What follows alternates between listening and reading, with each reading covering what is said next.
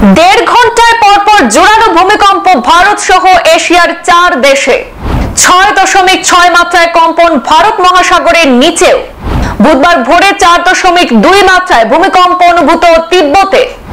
আফগানিস্তানের হিন্দুকুশ পর্বতে ভূমিকম্পের তীব্রতা 5.9।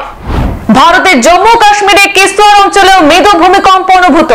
কয়েক মিনিটের ব্যবধানে বাংলাদেশেও একটি মৃদু ভূমিকম্প অনুভূত হয়েছে। ভূমিকম্পের জেরে মধ্য ও দক্ষিণ এশিয়া জুড়ে উদ্বেগের সৃষ্টি।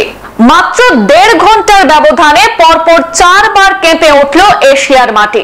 কম্পন অনুভূত হয়েছে ভারত সহ দক্ষিণ এশিয়ার 4 দেশে। এছাড়াও ভারত মহাসাগরের নিচেও 6.6 মাত্রার জোরালো কম্পন অনুভূত হয়েছে। যদিও সুনামির কোনো সতর্কতা এখনো পর্যন্ত জারি করা হয়নি। জানা গেছে আজ বুধবার ভোর 3:50 নাগাদ ভূমিকম্প অনুভূত হয়েছে তিব্বতে। ভারতের ন্যাশনাল সেন্টার ফর সিসমোলজির তথ্য অনুযায়ী রিক্টার স্কেলে সেই কম্পনের মাত্রা ছিল 4.2। মাটি থেকে 26 কিলোমিটার গভীরে ছিল কম্পনের উৎস।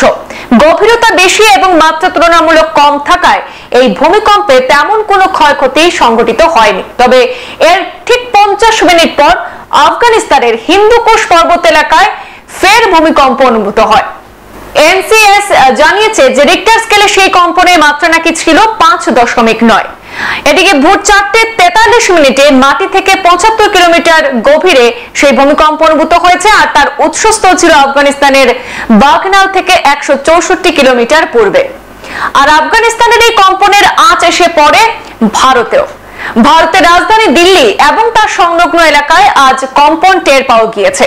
ভোরে অনেকেই কম্পন বুঝতে পেরে ঘর ছেড়ে রাস্তায় নেমে এসেছিলেন। অভিজ্ঞতার কথা অনেকেই সামাজিক যোগাযোগ মাধ্যমে শেয়ারও করেছেন। তার কয়েক মিনিটের ব্যবধানে পার্শ্ববর্তী দেশ বাংলাদেশেও একটি মৃদু কম্পন অনুভূত হয়েছে। বুধবার ভোর 5:07 সেই কম্পনের মাত্রা ছিল বাংলাদেশে 2.9।